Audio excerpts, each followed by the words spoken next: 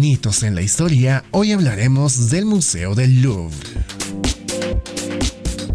El Museo del Louvre, ubicado en el corazón de París, es uno de los museos más emblemáticos y visitados del mundo. Sin embargo, antes de convertirse en un santuario de arte y cultura, su historia es un fascinante viaje a través de siglos de transformación arquitectónica, política y cultural. El origen del Louvre se remonta al siglo XII, cuando el rey Felipe Augusto ordenó la construcción de una fortaleza para proteger París de las invasiones vikingas.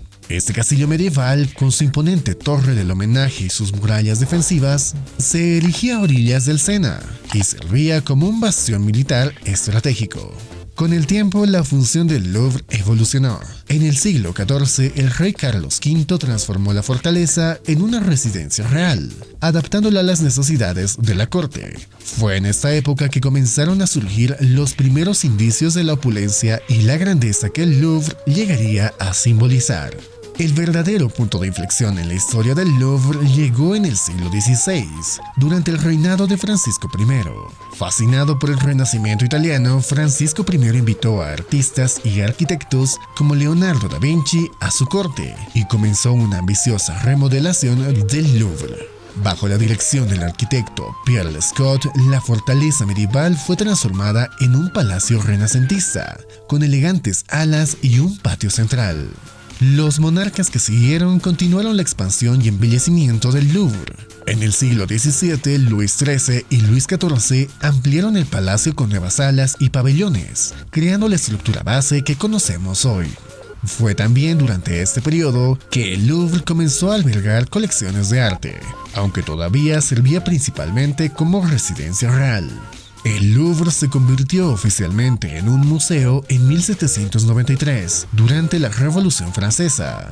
Con la caída de la monarquía, el gobierno revolucionario decretó que el palacio debía ser transformado en un museo central de las artes de la República.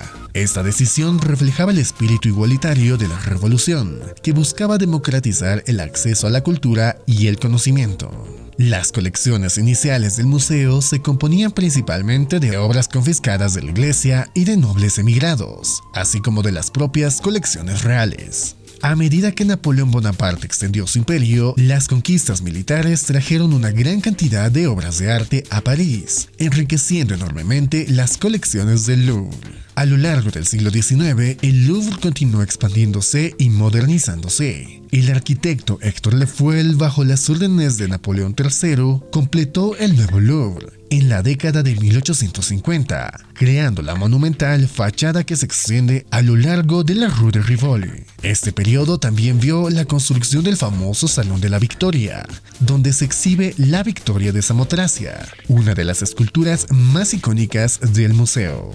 El siglo XX trajo consigo nuevos desafíos y oportunidades para el Louvre. Durante la Segunda Guerra Mundial, muchas de las obras maestras del museo fueron evacuadas y escondidas para protegerlas de los saqueos nazis. Tras la guerra, el Louvre reabrió sus puertas y comenzó un periodo de renovación y expansión. Una de las adiciones más controvertidas y simbólicas al Louvre llegó en 1989, con la inauguración de la pirámide de vidrio, diseñada por el arquitecto chino-estadounidense Ian Pei.